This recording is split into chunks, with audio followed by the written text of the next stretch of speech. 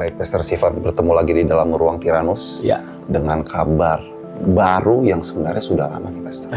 Kabar baru tapi lama. Tapi sudah lama, maksudnya berulang lagi, Pastor. Tentang LGBT, Pastor.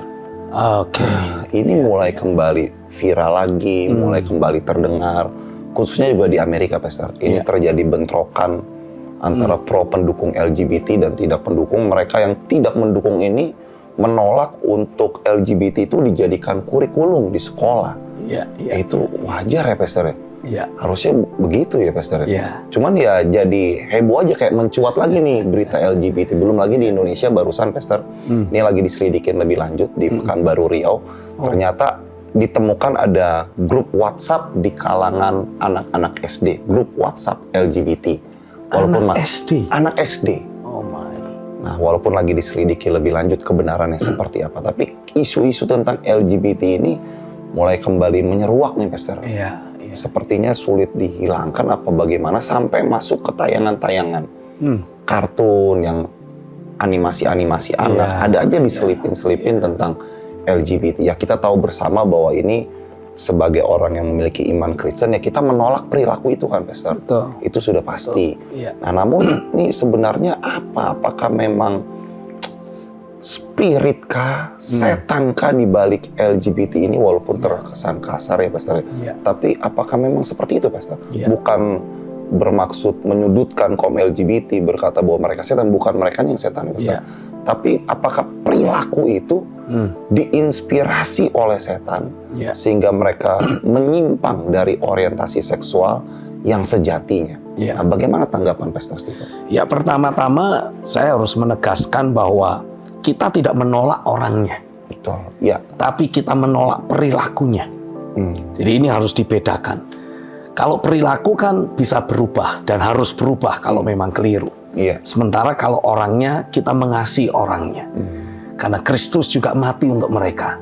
Untuk mereka yang merasa diri sebagai kaum LGBTQ. Kalau sekarang sudah ada tambahannya ya. LGBTQ plus malahan. Ribet ya, Pastor ya.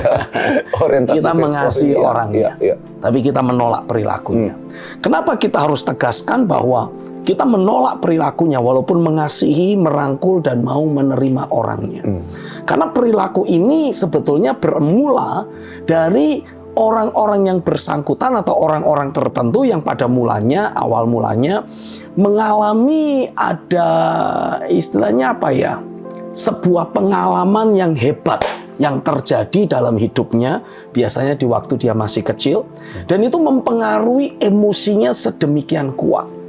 Dan ketika emosinya terus terpengaruh, entah jadi membenci diri sendiri, atau justru menolak keberadaannya, yang pasti emosi negatif ini terus berakumulasi, membuat dia mengalami perubahan orientasi rasa suka. Contoh misalkan, ketika ada seorang anak mengalami perlakuan-perlakuan yang sangat kasar dari seorang ayah, tentu saja dia akan mulai memunculkan rasa tidak suka atau bahkan rasa benci terhadap sosok seorang laki-laki. Misalkan anak ini perempuan ya, Pastor? Misalkan dia seorang anak perempuan. Lalu dia mulai tidak suka dengan sosok laki-laki. Otomatis dia akan mulai mencari figur yang berkebalikan.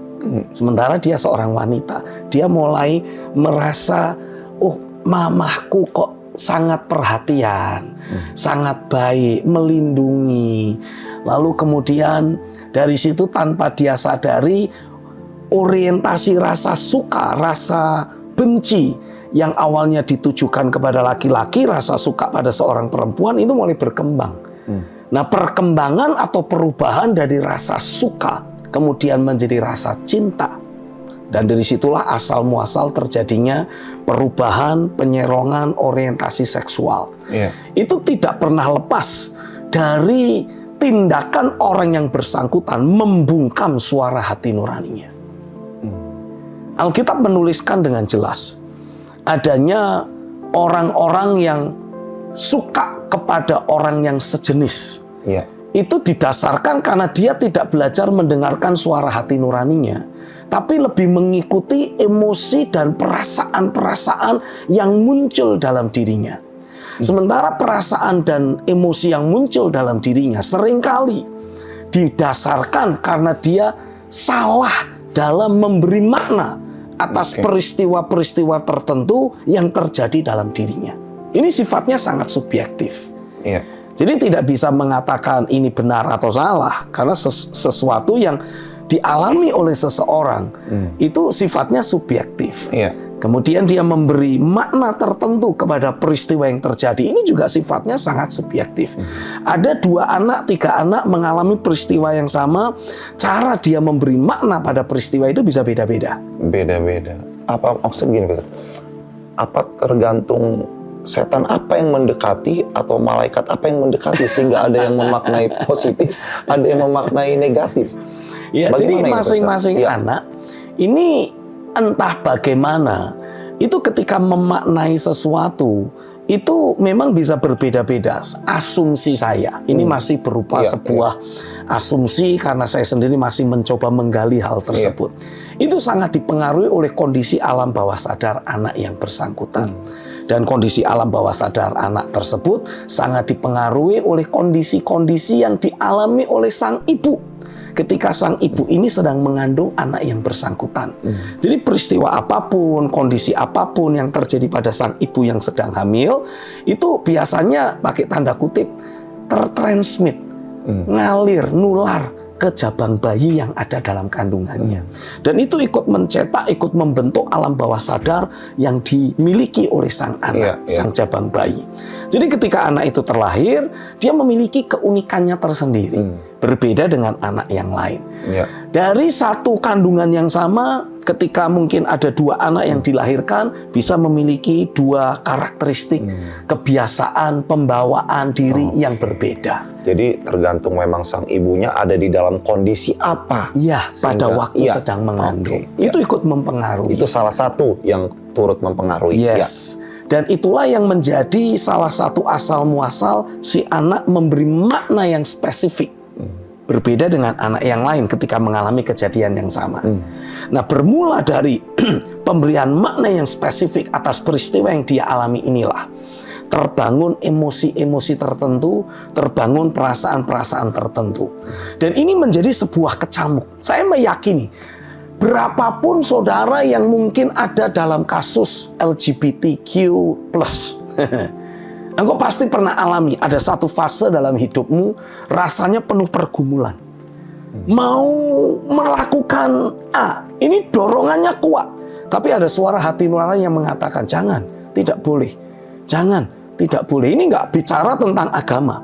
Tidak bicara tentang istilahnya apa ya, norma-norma keagamaan. Ini bicara tentang suara hati nurani dan norma-norma kebenaran yang dibangun dalam hati nurani tersebut oleh Tuhan. Pasti saudara pernah mengalami, ya, khususnya saudara yang mungkin sekarang ada dalam ikatan LGBTQ+. Saudara pasti merasakan ada satu fase tertentu di mana engkau seperti bergulat begitu rupa, penuh dengan konflik dalam batinmu. Dorongan batin, emosi kita pengennya melakukan sesuatu. Tapi ada suara batin kita yang berbicara jangan, tidak boleh. Itu tidak cocok untuk kamu, itu bukan dirimu. Tapi karena dorongan emosi ini begitu kuat, kita akhirnya memadamkan, mematikan suara hati nurani kita.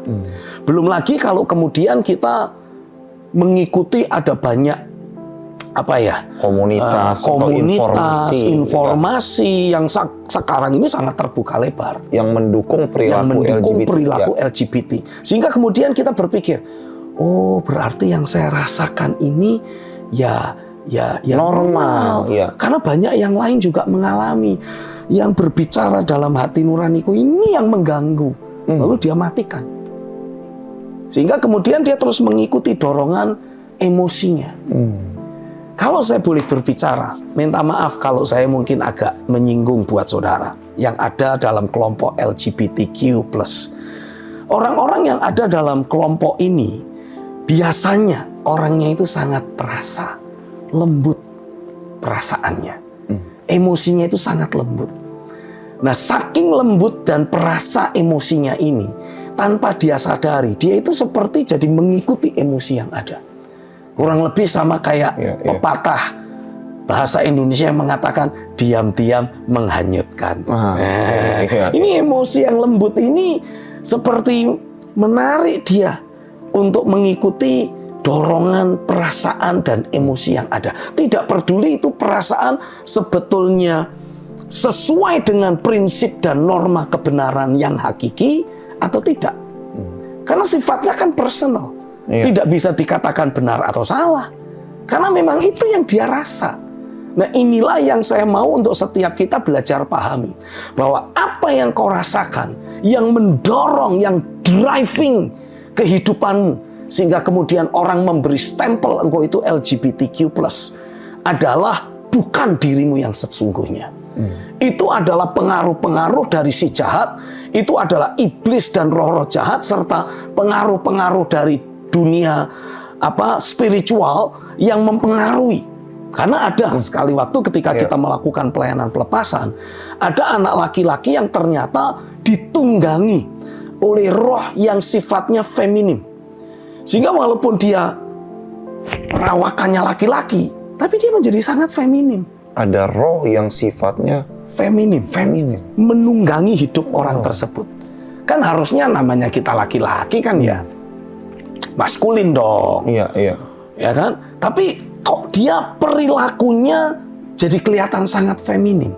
Karena ada roh yang feminim menunggangi hidup orang itu dan mempengaruhi, memainkan perasaan dan emosi orang yang bersangkutan. Itu terlihat jelas ya, Pastor? Sangat terlihat jelas. Ketika dilakukan pelepasan dan roh yang feminim tadi diusir keluar, maskulinnya keluar juga. Karena tidak ada yang menekan lagi. Iya. Jadi nature dia yang sejati jadi mulai muncul. Aku ini laki-laki tulen. Aku ini maskulin. Jadi kalau orang maskulin kan kelihatannya kan tegas begitu. Sementara kalau feminin kan lebih yang lebih lembut, lebih bunga-bunga gitu. Itu seketika alami perubahan. Karenanya saya bisa memberi penegasan buat setiap saudara. Kami mengasihimu, kami menerimamu. Keberadaanmu yang mungkin sepertinya banyak disalahpahami oleh semua orang di dunia, yang bahkan membuat engkau ditolak oleh mereka, itu saya pahami, kami pahami, itu bukan dirimu yang sesungguhnya. Jangan mau ditipu oleh iblis dengan kemudian engkau mulai menerima kenyataan, ya memang aku seperti ini. Memang aku merasakan hal-hal seperti yang membuat aku jadi seperti ini. No. Itu bukan perasaanmu sendiri. Itu adalah tipu daya dari si jahat. Itu adalah manifestasi dari roh-roh jahat yang membawa spirit feminisme, spirit kefeminiman, membuat engkau jadi memanifestasikan kefeminiman tertentu. Yang bukan berasal dari dirimu. Berarti maksudnya begini, Pastor, ini suatu kabar baik dong, Pastor. Untuk kaum gay seperti itu yang memang mau untuk merdeka, bebas, sebenarnya bisa alami perubahan seketika. Betul. Belajarlah dengar suara hati nuranimu. Saya yakin suara hati nuranimu terus bicara. Mau engkau bungkam model kayak apa, mau engkau bunuh seperti apa, suara hati nurani itu akan terus berbicara. Dan seringkali engkau merasa tersiksa. Tapi engkau terus coba tekan. Engkau terus coba membangun sebuah pemikiran dan logika bahwa yang benar itu adalah emosiku ini. Satu hal yang saya mau tegaskan buatmu, kekasih Tuhan. Tuhan tidak pernah menciptakan engkau seperti ini. Ada satu peristiwa yang membuat engkau memberi makna spesifik. Dan itu membuat emosi perasaanmu jadi semakin kuat. Membawa engkau semakin jauh dari norma-norma normal yang Tuhan tetapkan. Ada kabar baik bagimu. Pastikan engkau terus belajar mendengar suara hati nuranimu. Dan berserulah kepada Tuhan. Kelepasan pasti akan datang atasmu. Pemulihan, perubahan pasti akan terjadi dalam hidupmu. Karena Tuhan ingin engkau menjalani kehidupan sehari-hari yang normal. Tuhan mau engkau menjalani kehidupan sehari-hari seperti yang Dia sudah tetapkan. Karena Alkitab jelas menuliskan Tuhan menciptakan laki-laki dan perempuan. Jadi buat engkau para gay, pastikan engkau membuka hatimu dan berseru kepada Tuhan. Karena kelepasan pasti terjadi atas hidupmu. Buat engkau yang mungkin mengalami ikatan lesbian, pastikan engkau juga berseru kepada Tuhan. Karena kelepasan pasti akan terjadi dalam hidupmu. Dan saya berdoa, tidak peduli apa orientasi seksualmu saat ini, tangan Tuhan akan membenahi hidupmu. Kuasa firman akan bekerja dalam hidupmu. Engkau sedang diperkenalkan dengan kebenaran. Dan biarlah kebenaran itu engkau bawa masuk dalam hidupmu. Karena kebenaran itulah yang akan memerdekakan engkau. Terjadilah di dalam nama Yesus. Biar engkau menjadi sosok pribadi yang sepenuhnya berbeda. Terjadilah di dalam nama Yesus. Engkau menjadi pribadi yang normal. Engkau menjadi pribadi seperti yang Tuhan tetapkan. Karena keberadaanmu yang sekarang itu bukan dirimu yang sesungguhnya. Haleluya, kasih Kristus dicurahkan atas hidupmu dan keberadaan Tuhan akan membawa engkau keluar dari dunia yang selama ini terus menggerogoti dan membuat engkau menderita dalam batin.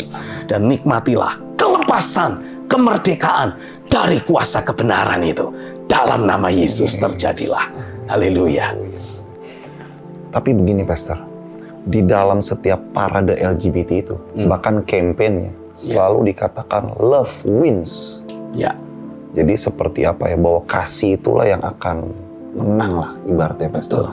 Jadi mereka memakai istilah kasih untuk melindungi diri mereka dari segala sindiran, teguran, bahkan kecaman, khususnya orang Kristen yang ingin mengecam mereka. Karena kan kita juga sebenarnya kasih, bahasa kasih itu kan Tuhan kita Pastor. Betul. Kasih kan. Itulah tipu daya yang iblis selalu pakai. Dipelintir. Kasih ya jangan menegur. Nah itu dia. Kasih ya jangan mengkritik. Kasih ya jangan mengganggu kami. Ini salah. Justru karena kami melihat bahwa ada sesuatu yang iblis lakukan dalam hidupmu, maka dengan kasih kami ingin memerdekakanmu. Ya itu maksudnya kalau kita ngeliat orang pengen masuk jurang, kita, terus kita jaga dong, jangan sampai masuk jurang. Dan yang menarik, LGBTQ+ itu selalu mempergunakan bendera rainbow. Ya. Nah, tapi yang menarik, Tuhan pun memberikan sebuah pelangi sebagai tanda ikatan janji yang Dia buat dengan umat manusia pada zaman Nuh. Iya. Tapi yang menarik, rainbow-nya LGBTQ+ itu cuma 6 warna. Tapi kalau pelangi yang Tuhan berikan itu 7 warna. Lain. Dari jumlah yang ada kita bisa belajar mengenali. Angka 6 itu angka manusia. Dan angka 7 itu angka kesempurnaan Tuhan.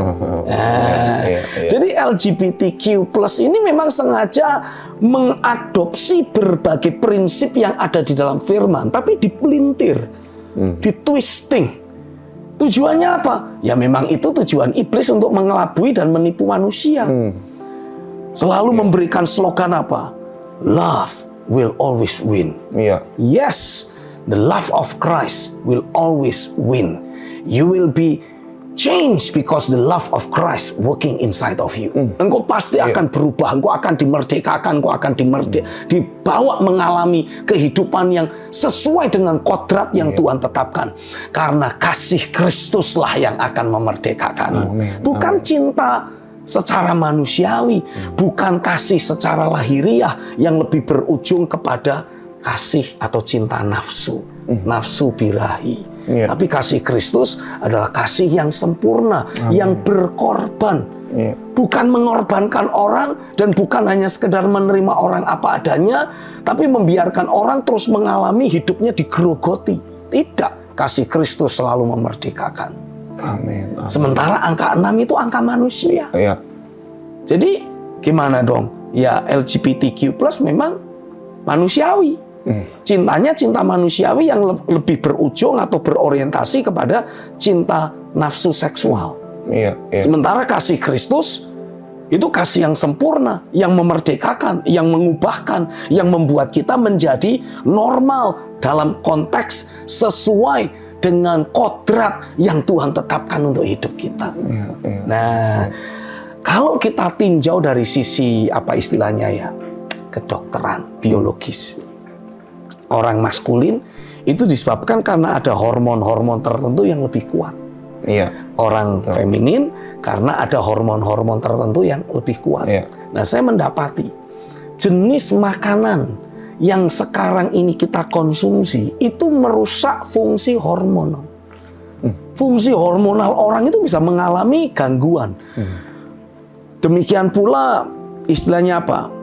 Tekanan kehidupan sehari-hari itu juga ikut mempengaruhi terjadinya perubahan hormonal. Sesuatu yang spiritual bisa mengubah juga apa? Sangat mempengaruhi. Sesuatu yang spiritual juga bisa mempengaruhi kehidupan hormonal seseorang. Orang jadi stres. Itu juga disebabkan karena ada hormon-hormon tertentu yang tidak berfungsi seperti yang seharusnya. Orang harusnya kan happy. Kenapa bisa happy? Karena ada hormon-hormon tertentu yang bekerja secara aktif dalam hidupnya. Nah, tekanan hidup, pengaruh dari aspek spiritual, berbagai macam hal yang terjadi dalam hidupnya, itu bisa ikut mempengaruhi cara kerja otak seseorang dan membuat hormon-hormon tertentu dalam hidupnya juga mengalami gangguan. Belum lagi pola makan, pola hidup, itu besar sekali pengaruhnya. Jadi saya ingin memberi penegasan kepada setiap saudara. Ini saatnya kita belajar membangun kehidupan yang akurat dalam hidup kita. Jangan cuma sekedar ngeglinding mengikuti kehidupan yang biasanya kita jalani atau dipraktekkan oleh banyak orang lain. Kita harus mulai belajar menata ulang hidup kita. Bener nggak sih kalau aku menjalani kehidupan sehari-hari seperti ini, bahagiakah aku? Ini juga sifatnya subjektif. Saya nyuntik dan saya bahagia. Tapi kan nyuntik itu sendiri merusak. Tapi aku bahagia. Dari suntikan narkoba yang aku lakukan, aku jadi bahagia. Dengan aku mengikuti dorongan hatiku, walaupun orientasi seksualku dipandang banyak orang sebagai pelanggaran atau tidak normal, tapi membuat aku bahagia. Nah, jangan sampai juga gara-gara ingin bahagia, gara-gara kebahagiaan, kita melanggar prinsip-prinsip kebenaran. Karena kebahagiaan yang melanggar prinsip kebenaran bukan kebahagiaan sejati. Dan nggak mungkin banget. Maksudnya begini kan, Pastor. Namanya gay melakukan hubungan badan gay begitu kan, bahagianya bagaimana gitu ya? Susah kita juga, tidak bisa memahami karena memang kita tidak merasakan apa yang mereka rasakan. Tapi kan ujung-ujungnya kan sudah tahu bahwa pasti itu akan merusak. Iya. Tapi kan di saat mereka melakukannya, mereka bilang kami satisfied. Kami puas. Dan itu yang mencoba ingin mereka gaungkan untuk dimaklumi begitu ya, Pastor? Betul. Nah, ini yang kita harus belajar untuk taruh di porsinya yang tepat. Jangan sampai karena kita mempergunakan istilah hak asasi manusia, maka kita jadi membiarkan orang melakukan apa yang dia inginkan as long as mereka happy. Nggak boleh. Mau happy kalau merusak ya kita harus benahi. Itulah norma-norma berkeluarga, itulah norma-norma kasih yang hakiki. Karena Tuhan tidak menghendaki kita merusak diri kita sendiri. Tuhan mau kita belajar memelihara apa yang Tuhan percayakan kepada kita. Tubuh kita, bahkan emosi kita, itu memang Tuhan yang beri. Nah, Tuhan mau kita bisa menjaga dan memelihara itu. Tapi kan ada patokannya. Ada barometernya. Jangan sampai orientasi kita mengejar kebahagiaan, tapi dengan merusak diri sendiri, atau bahkan merusak orang lain. Ya, ada orang-orang tertentu yang kemudian karena orientasi seksualnya menyimpang, dia menjadi predator. Itu banyak juga, Pastor, sekarang. Banyak sekali. Ini artinya apa? Dia pengen happy tapi merusak orang lain. Oh, saya berdoa seberapa banyak engkau yang mungkin sedang melakukan hal tersebut atau pernah melakukan hal itu, biar kuasa Roh Kudus melahirkan sebuah pertobatan dalam hidupmu. Engkau mulai menyadari bahwa tindakanmu itu keliru, tindakanmu salah. Engkau mulai belajar mendengar suara hati nuranimu dan engkau bertobat. Di dalam nama Tuhan Yesus, Roh Kudus menuntun engkau kembali berjalan dalam kebenaran dan mulai melakukan apa yang benar. Bukan hanya apa yang kau sukai, bukan hanya apa yang kau inginkan, tapi apa yang benar. Dan biarlah dari melakukan hal yang benar, engkau mulai membenahi kesalahan-kesalahanmu di masa lampau. Biarlah anugerah Tuhan dicurahkan dalam hidupmu, di dalam nama Yesus. Haleluya. Pastor, ini apakah bisa juga menular? Maksudnya begini Pastor, tadi kan Pastor katakan bahwa itu juga seperti ada roh feminim nih Pastor, menunggangi orang pria. Nah, apakah ini sifatnya juga bisa menular ketika pria ini berada di tempat mana, spirit ini kayak menular begitu, Pastor? Betul. Bisa seperti itu, Pastor? Betul. Karena spirit itu kan menular sifatnya. Oke. Memang sifatnya sudah menular. Sifatnya spirit itu menular. Dan dia ingin seberapa banyak orang yang berinteraksi dengan spirit ini mengakomodir spirit yang ada. Sehingga ya tentu saja kalau dia seorang pria ditunggangi spirit feminim, dia kemudian bersikap feminim, secara perlahan tapi pasti orang-orang di sekitarnya nanti juga akan seperti kayak kebawa gitu. Soalnya ada beberapa kesaksian juga yang akhirnya jadi melambai begitu, Pastor. Pria yang tadinya, karena mereka bergaul dengan orang seperti itu dan tiba-tiba kayak enak aja, kok jadi enak yang melambai gitu, Pastor. Itu spirit ya, Pastor. Karena itu spirit mulai menular dalam hidupnya. Tanpa dia sadari, alam bawah sadarnya meregister hal itu, dan alam bawah sadarnya menerima itu sebagai sesuatu yang normal. Yang baik-baik saja, it's okay. Dan tanpa dia sadari, apa yang tersimpan di alam bawah sadarnya otomatis akan bermanifestasi di waktu dan tempat tertentu. Itu sebabnya penting sekali buat kita untuk terus melakukan perenungan firman.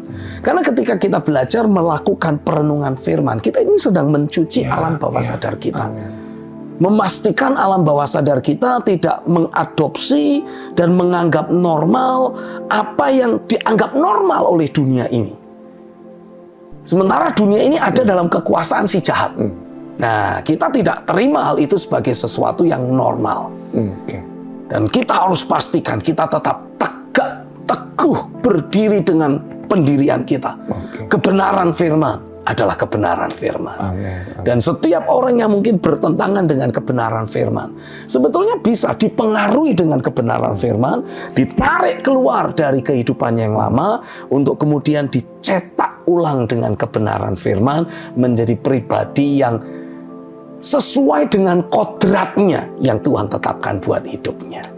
Haleluya. Pastor, ini terakhir, Pastor. Beberapa waktu ini saya juga menerima seperti ada suratan-suratan begitu, bagaimana gereja harus menyikapi kaum LGBT. Gitu, masih dalam perumusan, harusnya menjadi seperti apa gitu rumusannya. Nah, dari sisi Pastor Stephen sendiri sebagai hamba Tuhan, nah bagaimana melihat hal ini dan sikapnya tuh seperti apa ya? Kalau saya sih pribadi kan ya udah jelas gitu, udah tegas, nggak perlu dirumuskan banyak hal begitu ya, Pastor. Harusnya sih ya, Pastor ya. Nah, kalau dari Pastor Stephen tuh bagaimana melihatnya? Harusnya gereja itu bersikapnya bagaimana? Saya percaya sikap gereja harus memanifestasikan sikap Kristus.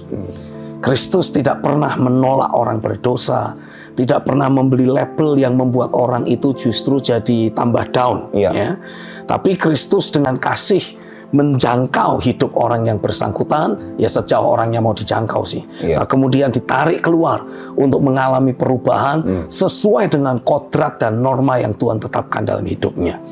Jadi saya percaya bahwa kalau gereja dianggap menolak atau membenci kaum LGBTQ+, itu adalah asumsi yang keliru, dan itu adalah persepsi yang sengaja ditanamkan iblis dengan satu tujuan. Engkau tidak mengalami perubahan dan engkau tidak menjalani kehidupan sehari-harimu sesuai dengan kodrat dan norma yang Tuhan tetapkan bagimu.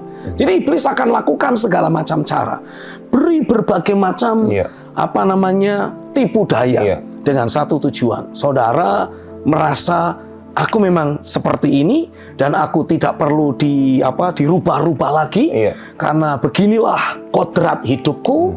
Dan orang-orang yang mencoba mengoreksi, mencoba menyatakan bahwa aku harusnya mengalami perubahan kodrat, itu adalah orang yang membenci diriku. Iblis akan selalu tanamkan persepsi itu dalam hidup kita. Tapi sekali lagi saya mewakili hamba-hamba Tuhan, orang-orang percaya gereja Tuhan. Gereja Tuhan adalah representasi Kristus. Sebagaimana Kristus menerima engkau apa adanya, kami gereja Tuhan menerima engkau, kelompok LGBTQ+, apa adanya engkau. Tapi ingat satu hal, setelah engkau ada di dalam tangan Tuhan, Tuhan tidak akan membiarkan engkau terus digerogoti oleh roh maut, oleh kuasa dosa, oleh si iblis sendiri. Kristus akan memerdekakan engkau dari segala tipu daya. Dia akan perkenalkan kebenaran yang hakiki kepadamu. Dan dia akan merdekakan engkau kembali kepada kodratmu. Tuhan menciptakan laki-laki dan perempuan, bukan LGBTQ+. Itu adalah ciptaan iblis. Itu adalah hasil karya dari si jahat. Tapi engkau akan dimerdekakan dengan kuasa kebenaran. Dan saya berdoa lewat tayangan ini, Roh Kudus akan menyadarkan hidupmu. Roh Kudus bekerja dalam batinmu, memastikan engkau dimerdekakan dengan korban Kristus. Dan engkau dilahirkan kembali, dimunculkan sesuai dengan kodrat yang Tuhan tetapkan dalam hidupmu. Terjadilah di dalam nama Yesus. Amin. Haleluya. Baik. Bagi pemirsa yang membutuhkan dukungan doa lebih lanjut untuk dimerdekakan dari spirit LGBT ini, bisa menghubungi nomor di bawah ini atau ikuti grup doa dengan nomor WhatsApp di bawah ini. Yes. Saya yakin Pastor, apa yang Pastor jelaskan itu memang sudah begitulah kebenaran yang hakiki dan akan memerdekakan hidup banyak orang. Kadangkala kebenaran ini mungkin terasa menyakitkan, pahit begitu. Pahit, karena seperti membuat kita mengingkari jati diri kita. Tapi percayalah, sakit seperti apapun, kalau engkau buka hati dan mau terima, itu akan menyembuhkanmu, itu akan memerdekakanmu, dan membuat engkau menyadari bahwa engkau adalah makhluk yang sesuai, segambar dengan Allah sendiri. Yang repotnya, kalau orang sakit tidak merasa dirinya sakit, dia tidak akan pernah bisa disembuhkan. Tapi saya berdoa, engkau belajar dengar suara hati nuranimu dan menyadari bahwa ada sesuatu yang Tuhan mau lakukan dalam hidupmu, memerdekakan engkau, membawa engkau sesuai dengan kodrat yang Tuhan sudah tetapkan ketika Dia melahirkan engkau di atas muka bumi ini. Terjadi dalam nama Yesus. Haleluya. Baik Pastor, terima kasih untuk kebenarannya telah disampaikan. Saya yakin episode selanjutnya Pastor akan lebih hot, lebih menarik lagi. Ya, haleluya. Baik pemirsa, sampai jumpa lagi di dalam Ruang Tyrannus, The Room of Revivalists and Reformers. Haleluya.